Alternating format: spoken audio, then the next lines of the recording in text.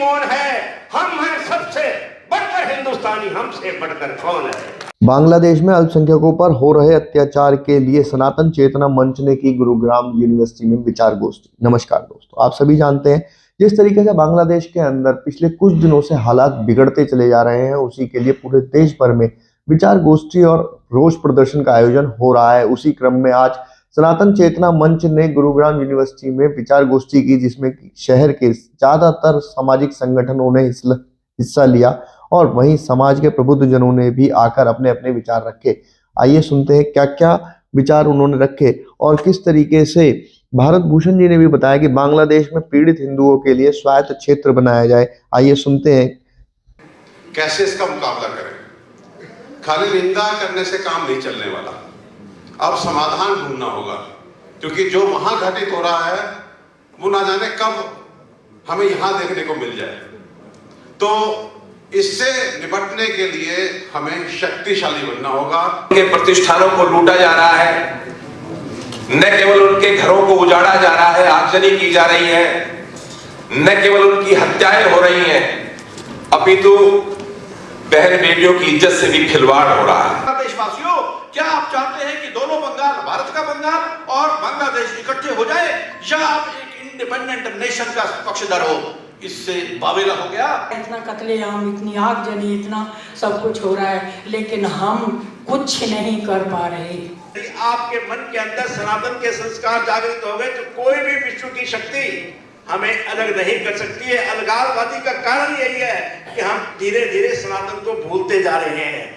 एक कहीं किसी शायर ने लिखा था कि ना समझोगे तो मिट जाओगे हिंदुस्तान वालों, तुम्हारी दास्तान भी ना होगी दास्तानों में। लेकिन ये बात भी सच है कि पिछले 1000 साल में आज हिंदू सबसे ज्यादा ताकतवर है। पिछले 1000 साल की बात चल रही थी तो हमको ध्यान होगा कि 712 में तो मोहम्मद बिन कासिम आया था, लेकिन उसके बाद एक लंबा टाइम पीरियड कोई बड़ा आक्रमण नहीं हुआ। लेकिन 1025 में जो सोमनाथ की चर्चा यहाँ मंच पर भी आई है, 1025 से लेकर आज तक का अगर हम समय याद करते हैं तो आज हिंदू सबसे ताकतवर है।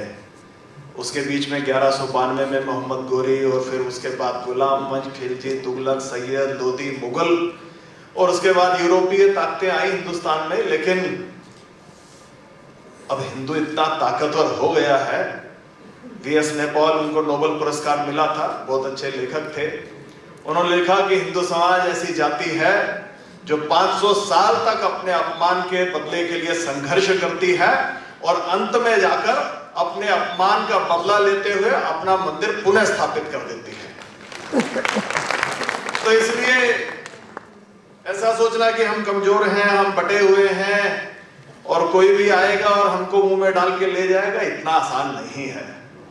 ये बांग्लादेश के कुछ पूर्व सैनिक गीदड़ भभकियां जरूर दे रहे हैं, लेकिन भारतवर्ष के स्वतंत्र होने के बाद में 1948 में, 1962 में, 1965 में, 1971 में, 1999 में भी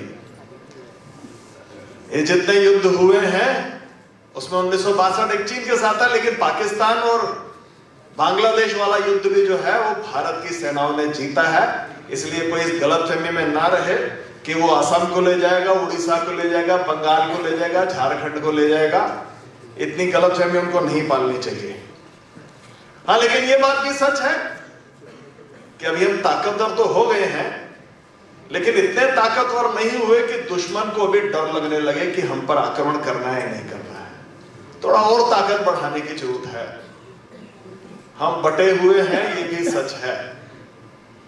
हम जागृत होते हैं जब एकदम सिर पे मुसीबत पड़ जाती है, तभी जागते हैं, नहीं तो आराम की नींद सोते रहते हैं। लेकिन जब उठ खड़े होते हैं तो फिर उसके बाद लंबे समय तक कोई आक्रमण करने की सोचता नहीं है। वो सारे वाकयात मैं यहाँ पे मंच से, माइक से नहीं बोलना चाहता हूं, लेकिन आप ध्यान करिए, पिछले 75 वर्ष के अंदर कभी हिंदू समाज पे आक्रमण हुआ है और उसने अगर अपनी करवट बदली है तो उन प्रदेशों में, उन स्थानों पे दंगे होने बंद हो गए हैं। ये जो बांग्लादेश का वाकया चल रहा है, इसका इतिहास कुछ लोगों ने बताया 1971 में देश बना और हमने ये देश बनाया, लेकिन पाकिस्तान को ऐसा लगता है कि अभी लड़ाई बाकी रह गई है। असल में 1970 में पाकिस्तान में पहली बार चुनाव हुए, ये तब एक ही था, पूर्वी पाकिस्तान पश्चिमी पाकिस्तान, और हमारे चुनाव तो 1951 में ही हो गए। 1951-52 क्या है, 52 के प्रारंभ में, अक्टूबर 1951 से और फरवरी 1952 के बीच में पार्लियामेंट्री इलेक्शन हुए थे। लेकिन जो हमसे अलग हो गए उनका लोकतंत्र में कोई विश्वास नहीं था। उन्होंने 1970 के अंदर पहली बार चुनाव कराए, और यहाँ पर जो अभी जिसको बांग्लादेश कहते हैं, इसे 162 पार्लियामेंट्री सीट्स थी और 138 सीट्स थी, 138 सीटें थी, जो अभी पश्चिमी पाकिस्तान यानी अभी जो पाकिस्तान है, 300 सीट्स थी। और सामान्यतः यह होता है जिसकी ज्यादा सीटें आएंगी वो उस दल का प्रधानमंत्री बनेगा। तो इधर शेख मुजीबुर रहमान की 167 सीटें आ गई और उधर जुल्फिकार अली भुट्टो की 86 सीटें रह गई। लेकिन जो वर्तमान के पाकिस्तान वाले लोग हैं उनको ये बर्दाश्त नहीं था कि कोई बंगाल से भी प्रधानमंत्री बन सकता है, तो उन्होंने सरकार नहीं बनने दी और अंत में जाकर उन्होंने राष्ट्रपति शासन लगाया और फिर बाद में 1973 के अंदर जाकर भुट्टो को प्रधानमंत्री घोषित कर दिया। लेकिन इस बीच में जो अभी चल रहा है उसकी शुरुआत हो गई। 1971 में जो याहिया खां ये राष्ट्रपति थे पाकिस्तान के, उन्होंने एक ऑपरेशन सर्च लाइट चलाया। वो ऑपरेशन सर्च लाइट क्या था? वो ये था कि दुश्मनों को ढूंढो और मारो। आप कल्पना करिए 30 लाख लोगों को मार डाला गया। किसी देश के अंदर, स्वतंत्र देश के अंदर अपने ही नागरिकों का इतना बड़ा नरसंहार बहुत मुश्किल है। इतिहास में ऐसे प्रमाण मिलने मुश्किल है आपको। अपने ही देश के 30 लाख लोग मार दिए गए, उसमें से बहुत सारा ये पलायन होकर जो भारत के अंदर आज बांग्लादेशी दिखाई देते हैं वो भारत के अंदर आकर बस गए। 1 करोड़ लोगों का पलायन हुआ और वो भारत में आकर रहने लगे। ये बात ठीक है कि बड़ी संख्या के अंदर उसके अंदर हिंदू थे, लेकिन मुसलमान भी आए। और उस समय जो देश की प्रधानमंत्री थी इंदिरा गांधी, उन्होंने कहा कि इसको रुकना पड़ेगा, नहीं तो ये समस्या आ जाएगी बहुत बड़ी। तो तब जाकर शेख मुजीबुर रहमान के नेतृत्व में मुक्ति वाहिनी बनी। उन्होंने संघर्ष प्रारंभ किया, भारतीय सेना ने उसका समर्थन किया और 93,000 पाकिस्तानियों ने सरेंडर किया। ये दुनिया का सबसे बड़ा आत्मसमर्पण था। तो ऐसी भारत की ताकत है, उसके कारण से पाकिस्तान के 2 टुकड़े हो गए। ये मलाल उनके मन में है। जब ये सारा चल रहा था तो उस समय जो आज का बांग्लादेश है उसके अधिकांश लोग इस बात के समर्थन में थे कि हमको पाकिस्तान से अलग हो जाना चाहिए। लेकिन कुछ पार्टियां थी, जैसे जमायत इस्लामी है, एक हिफाजत इस्लामी है, ऐसे और कुछ दल भी थे जिन्होंने इसका समर्थन नहीं किया। उनको लगता था कि हमको पाकिस्तान के साथ रहना चाहिए। ये जो आज की प्रॉब्लम है ये उन्हीं दलों की क्रिएट की हुई है। और बाद में इसमें बीएनपी या बांग्लादेश नेशनल पार्टी ये उनके साथ मिल गई। यही लोग हैं। ये मोहम्मद यूनुस जो है ये केवल कठपुतली है, ये सिर्फ एक मुखौटा है, इसके हाथ में ताकत नहीं है। उन्होंने कहा किसी ऐसे व्यक्ति को हम प्रमुख बना देते हैं जिसके ऊपर दुनिया कोई आक्षेप ना लगा सके, कोई शक ना कर सके। इसलिए उन्होंने, उसका जीवन में एक ही उपलब्धि है कि उसको नोबेल प्राइज मिला है, वो भी षड्यंत्र के नाते अमेरिका के लोगों ने दिलवाया है। ये बिल क्लिंटन फाउंडेशन का ही मुखौटा है। यानी एक किस्म से जो डेमोक्रेट पार्टी जो अभी वहां से सत्ता में बाहर हो गई है, ओबामा, क्लिंटन, कमला हैरिस, जो बाइडेन, ये सब लोग डेमोक्रेटिक पार्टी के लोग हैं। इन्होंने इसको तैयार किया मोहम्मद यूनुस को। तो एक किस्म से परोक्ष रूप से ये अमेरिका की कठपुतली है। और ये सब जो नाम मैंने पहले आपको बताए, बीएनपी है और जमायत इस्लामी है। जमायत इस्लामी पाकिस्तानी समर्थक दल है। तो ये लोग इसको चला रहे हैं। और अब ये जो सारी प्रॉब्लम हुई है बांग्लादेश में, पीछे बताया अभी दिवाकर जी ने प्रारंभ में बताया कि एक स्टूडेंट मूवमेंट शुरू हुआ। असल में बांग्लादेश के अंदर 56% रिजर्वेशन था, जिसके अंदर 30% रिजर्वेशन जो वहां की अवामी लीग है, जिसकी प्रमुख शेख हसीना बहुत लंबे समय से वहां देश की प्रधानमंत्री रही हैं, वो चौथी बार प्रधानमंत्री नहीं और 5वीं बार जीत गई थी। 298 में से 223 सीटें उनको मिली। वहां 56% रिजर्वेशन है, तो जिसमें 30% उन लोगों का है जिन्होंने स्वतंत्रता संग्राम में भाग लिया था, यानी अवामी लीग के लोग। तो स्टूडेंट्स का ये आरोप है कि आप बैकडोर से अपनी पार्टी के लोगों को आरक्षण दे रहे हैं। और 2018 में ये स्थगित हो गया, लेकिन अचानक से हाई कोर्ट ने डिसीजन दे दिया कि नहीं नहीं, इसको दोबारा चालू करो। तो ये जब दोबारा रिजर्वेशन चालू करने की बात हुई, उससे ही आंदोलन प्रारंभ हुआ। आंदोलन तो रिजर्वेशन के नाम पे चालू हुआ था, लेकिन बाद में इन सब दलों को, जिनके मैंने नाम आपको बताए हैं, इसमें एक हिजब उत तहरीर भी है, ये आतंकवादी संगठन है। तो इन सब दलों को मौका मिल गया और उन्होंने स्टूडेंट्स के इस एजिटेशन को हाईजैक कर लिया और अपना शेख हसीना को सत्ता से बाहर कर दिया। अब ये सब घटना जून जुलाई की है। 1-2 जुलाई को ये एजिटेशन शुरू हुआ और शेख हसीना फिर 5 अगस्त को उसने इस्तीफा दिया और भाग के भारत आ गई। लेकिन इसमें 21 जुलाई को सुप्रीम कोर्ट ने, बांग्लादेश के सुप्रीम कोर्ट ने डिसीजन दे दिया कि रिजर्वेशन स्थगित किया जाता है। केवल 7% रिजर्वेशन रहेगा। 5% स्वतंत्रता सेनानियों को, 1% विमेन को और 1% अल्पसंख्यकों को और 1% दिव्यांगों को। अब आरक्षण खत्म हो गया। 5 अगस्त को शेख हसीना भी रिजाइन देकर और दिल्ली आ गई। तो अब किस लिए एजिटेशन? तो अब ये इन सब दलों को, जो इसका नाम मैंने पहले आपको बताया, बीएनपी वगैरह, इन सब को मौका मिल गया और इन्होंने जो काम अधूरा रह गया था 1971 में, उन्होंने सोचा इसको पूरा करना चाहिए और हिंदुओं पर, अल्पसंख्यकों पर, वहां केवल हिंदू अल्पसंख्यक नहीं है, वहां बौद्ध हैं, क्रिश्चियन हैं, अन्य भी हैं, उन सब पर हमले करने शुरू कर दिए। लगभग 50,000 से ज्यादा हिंदू इस समय इस सारे दंगों के कारण से पीड़ित हैं। वो कुछ घटनाएं आपने अखबारों में पढ़ी होंगी, कुछ सोशल मीडिया पे आ रही हैं। बहुत बड़ी संख्या में नरसंहार चल रहा है। हिंदुओं का भी नरसंहार हुआ है। जो बीएनपी के, जो अवामी लीग के लोग हैं, उनका भी ऊपर भी आक्रमण हुआ है। 300 से ज्यादा पुलिस वाले मार डाले गए हैं। हजारों लोग वहां पर आहत हैं। 90% से ज्यादा केस रजिस्टर्ड ही है। इसलिए जो आंकड़े सरकार दे रही है वो 10% आंकड़े हैं। आपको सुनकर हैरानी होगी कि एक बहुत विशाल मंदिर है वहां पर सतखीरा जिले में, उसमें श्याम नगर मंदिर है।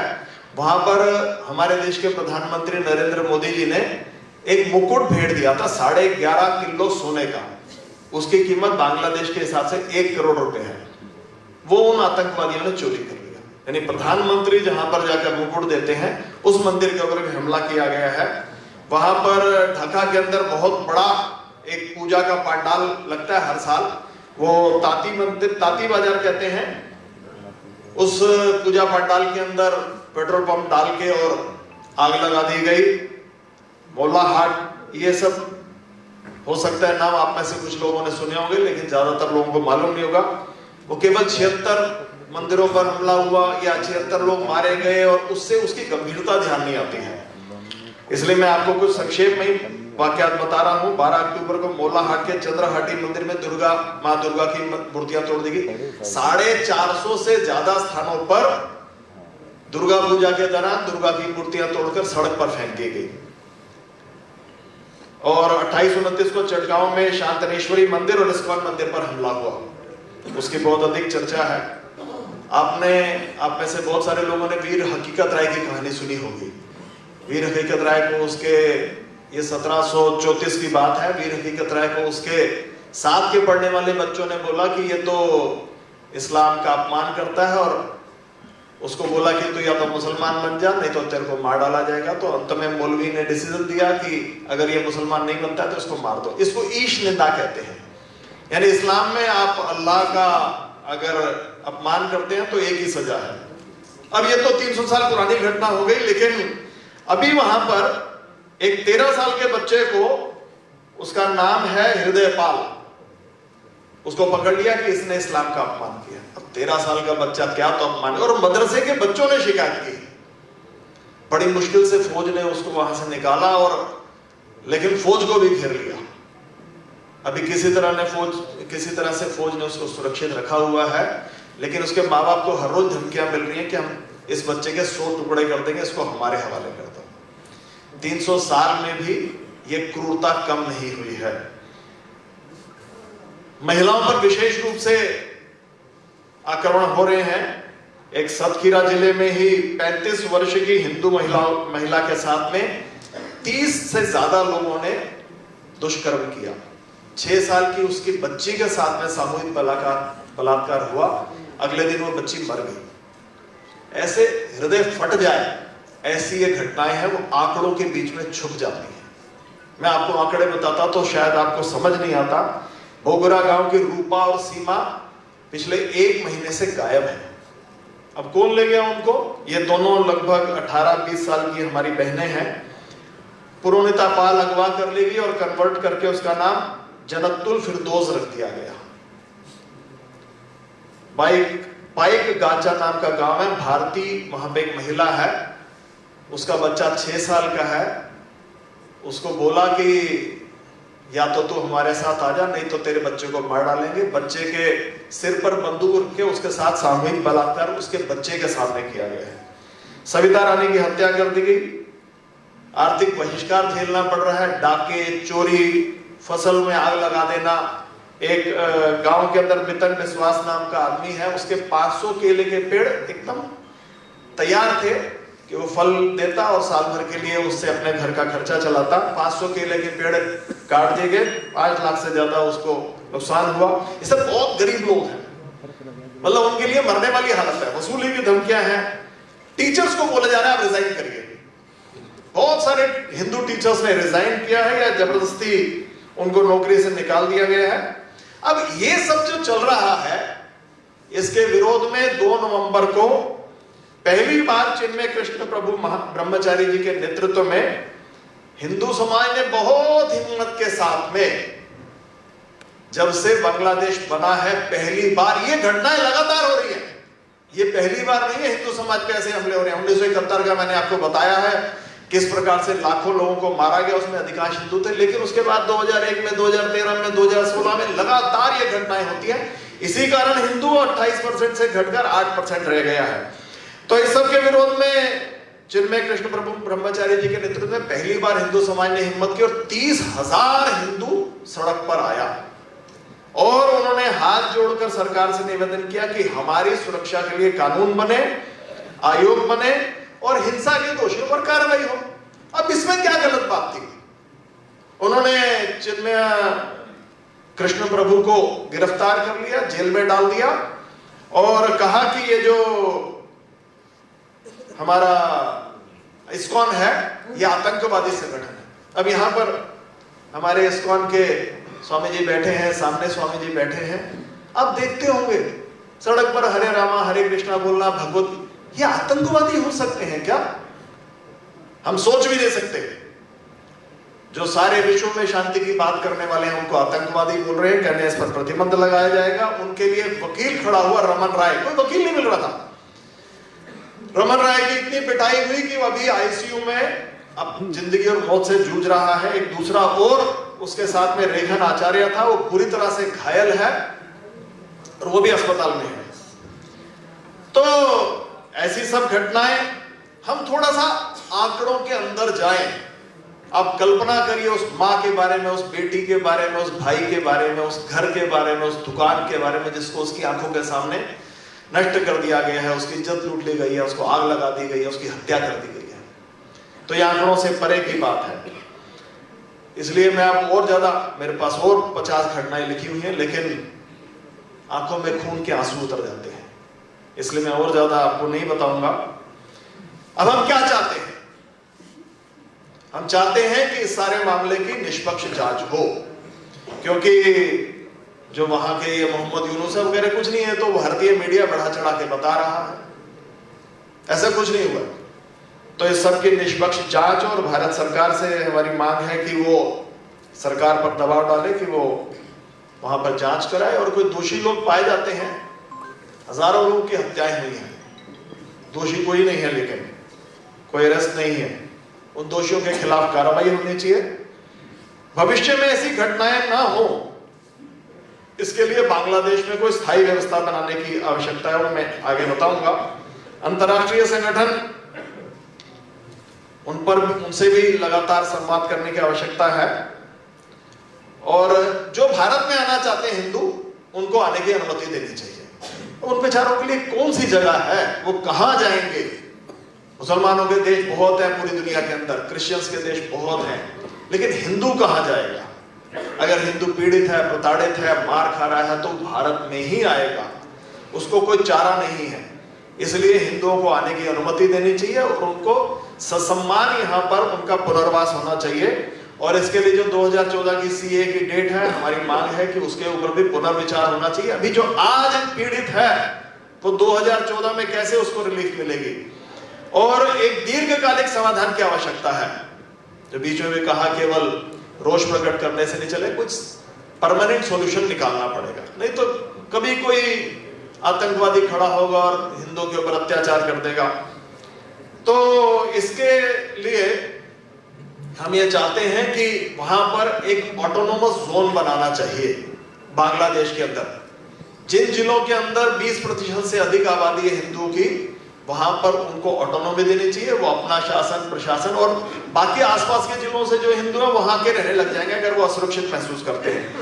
तो साउथ वेस्ट के अंदर खुलना डिवीजन है, वहां पर खुलना, जैसोर, बगरहाट, सतखीरा और नारोल जिला है। इन सबको मिलाकर खुलना डिवीजन एक ऑटोनोमस जोन बन सकता है। और एक सिलीगुड़ी कॉरिडोर है जिसको चिकन नेक कहते हैं, उसके आसपास के जिले हैं पंचगढ़, ठाकुरगांव, दिनाजपुर। ऐसे दोनों को ऑटोनोमस जोन भारत सरकार दबाव डाले कि ये बने, जिससे कि हिंदू वहां पर सुरक्षित रह सके। और अंतर्राष्ट्रीय एजेंसियों से भी हमारी मांग है कि इन सब घटनाओं की जांच होनी चाहिए। पीड़ितों को मानवीय सहायता या यूएन प्रदान करती है, तो यहाँ हिंदुओं को भी होनी चाहिए। और दोषी संस्थाओं और व्यक्तियों के खिलाफ में यूएन ये प्रतिबंध लगाए, वो उनको घोषित करे कि ये लोग आतंकवादी हैं, इन पर सैंक्शंस लगने चाहिए और बांग्लादेश की सरकार पर दबाव डाला जाए। लेकिन वास्तविकता ये है कि हमको बहुत ज्यादा उम्मीद नहीं करनी चाहिए। ये सब मांगे हैं अंतर्राष्ट्रीय एजेंसी से, यूएन से, लेकिन उनका व्यवहार हमने देखा है कैसा रहता है। एक अखलाक मरता है तो पूरी दुनिया में बवाल मचता है। कश्मीर में हजारों हिंदुओं की हत्याएं हो जाती हैं, कोई चू भी नहीं करता है। 3 लाख हिंदुओं को उनके घरों से निकालकर और बाहर फेंक दिया जाता है और बोल दिया जाता है कि यहाँ से निकल जाओ, नहीं तो सुबह होते तक तुम्हारी लाश मिलेगी और अपनी बहन बेटियों को यहाँ छोड़ दो। लेकिन पूरी दुनिया में कोई बोलता नहीं है। 1 लाख के मरने के बाद बवाल होता है, लेकिन पालघर के अंदर साधुओं की हत्या हो जाती है, कोई बोलता नहीं है। बंगाल में 2022 के चुनाव के बाद में हिंदुओं के खिलाफ जो हिंसा हुई थी, उसके बाद कोई बोलता नहीं है। संदेश खाली हम सबको मालूम है, संदेश खाली पर पूरी दुनिया में कोई नहीं बोलता है। कनाडा में हिंदुओं पर हमले होते हैं, पूरी दुनिया मौन है। सेकेंड वर्ल्ड वॉर के अंदर 60 लाख यहूदी मारे गए थे। आप में से कुछ लोगों को पता होगा उसके बारे में सैकड़ों नॉवल लिखे गए हैं, सैकड़ों हॉलीवुड की पिक्चरें बनी हैं। लेकिन अभी पंजाब की बात कर रहे थे, 45 लाख से ज्यादा हिंदू मारे गए, 2 करोड़ से ज्यादा पाकिस्तान से भारत में आए, लेकिन ना दुनिया बोलती है ना हम बोलते हैं। हमने भी अपने बच्चों को बताया ही नहीं क्या हुआ हमारे साथ, हम चुपचाप सहना सीख गए हैं। तो इसलिए हमको अपनी पीढ़ी को, मैंने कहा कि पूरी दुनिया से हमको बहुत उम्मीद नहीं है, हमको स्वयं ये कहानियां बतानी पड़ेंगी। एक अफ्रीका के अंदर एक किसी बुद्धिजीवी ने लिखा कि अगर शेर ने अपनी कहानी नहीं बताई तो फिर सब लोग शिकारी की कहानी पर ही विश्वास करेंगे। हम शेर हैं लेकिन हमने अपनी कहानी नहीं बोली। तो इसलिए, और ये हमारे अपनों का विषय है, ये दूसरों का विषय नहीं है, ये इंटरनेशनल प्रॉब्लम नहीं है, ये मेरी आपकी समस्या है। हमारे भाई बहन बांग्लादेश में छूट गए थे, उनको क्या पता था? कल रात को हम सोए थे, भारत में सोए थे, आज सुबह हम उठे हैं तो पाकिस्तान में उठे हैं, क्योंकि नेता बोल रहे थे कि हमारी लाश के ऊपर पाकिस्तान बनेगा। वो विश्वास करके बेचारे वहीं रह गए। ये मेरे और आपके घर की कहानी है, इसलिए हमको ही जागना पड़ेगा। स्वामी विवेकानंद जी ने कहा था कि तभी और तभी तुम हिंदू कहलाने के सच्चे अधिकारी हो यदि इस शब्द को सुनते ही तुम्हारे पूरे शरीर के अंदर तरंग जोड़ जाती है, तुम्हारी धमनियों के अंदर रक्त तेज प्रवाहित होने लगता है, और कहीं पर भी हिंदू पर अत्याचार होता है तो तुम्हारे मन में आक्रोश होता है और उसकी सहायता के लिए तुम दौड़ जाते हो। हम सब संकल्प ले, यहां से जाने से पूर्व हिंदू समाज पर होने वाला कोई भी आक्रमण मेरे ऊपर आक्रमण है। हम सब सोएंगे नहीं, हम जागेंगे। हम जो भी कर सकते हैं, हम बोल सकते हैं, हम बोले, हम लिख सकते हैं, हम लिखे, हम दूसरे को कुछ कह चुटकुले फॉरवर्ड करते रहते हैं, तो आप जरूर करिए चुटकुले फॉरवर्ड सोशल मीडिया पर। लेकिन ये जो हिंदू समाज के साथ हो रहा है, ये सोशल मीडिया की ताकत आपके पास है, उसको इस्तेमाल करें। जो लेख लिख सकते हैं वो लिखें, और अपने घर में बात करें, अपने बच्चों से बात करें, अपने देश के बारे में बात करें, हिंदू समाज के बारे में बात करें। हम जब खाना खाने बैठते हैं तो मोबाइल को बंद रखें, और उस समय अपने परिवार के लोगों से बात करें कि अपने देश के क्या हालात हैं। यह हमने जो आगे आने वाली पीढ़ी को हम बहुत बार कहते हैं कि लेकिन उस पीढ़ी का दोष नहीं है। हम कहते हैं अगली पीढ़ी सुनती नहीं है, गलत बात है, हम उनकी नहीं सुनते, हमको फुर्सत नहीं है। 99 के फेर में फंसे हुए हैं कि शायद कल मेहनत करेंगे और 100 हो जाएंगे। वो जिंदगी भर 100 नहीं होने वाले हैं, वो 99 ही रहने वाले हैं। इसलिए हम लोग जागृत हों, अपनी युवा पीढ़ी से बात करें, अपने परिवार में बात करें, और जो कुछ भी हम कर सकते हैं एक हिंदू होने के नाते हम जागृत हों। मेरे को लगता है कि हम अपने कर्तव्य को पहचानेंगे। बहुत ताकतवर हो गए हैं, बहुत ताकतवर हो गए हैं। राम मंदिर बन गया है, ट्रिपल तलाक हट गया है, धारा 370 हट गई है, और सब समस्याएं भी सॉल्व हो जाएंगी। केवल हमको जागृत होने की आवश्यकता है, केवल हमको संगठित होने की आवश्यकता है। इतना निवेदन करते हुए मैं अपनी बात समाप्त करता हूं। धन्यवाद। धन्यवाद भारत भूषण जी। हम बहुत ताकतवर हो गए हैं, केवल अपनी उस ताकत को, उस शक्ति को हमें पहचानना होगा। और उन्होंने बिल्कुल ठीक कहा कि जिस दिन हिंदू समाज जब खड़ा हो जाता है अपनी शक्ति के साथ, अपने शौर्य के साथ, अपने पराक्रम के साथ, फिर दुनिया की कोई ताकत उसके सामने नहीं टिकती। इसी शक्ति को हमें जगाना है, इसी को हमें पुनः जागरण करना है। ये शक्ति कहीं दूर नहीं है, ये हमारे अंदर है, केवल इसको जागृत करना है। ऐसा सुंदर भाव उन्होंने प्रस्तुत किया। आपका बहुत बहुत धन्यवाद। कार्यक्रम के बाद डीसी को ज्ञापन सौंपा गया। अगर आपको ये खबर अच्छी लगी हो तो हमारे चैनल को सब्सक्राइब करें, वीडियो को ज़्यादा से ज़्यादा शेयर करें, और ऐसी खबरों के लिए हमारे साथ जुड़े रहें। धन्यवाद।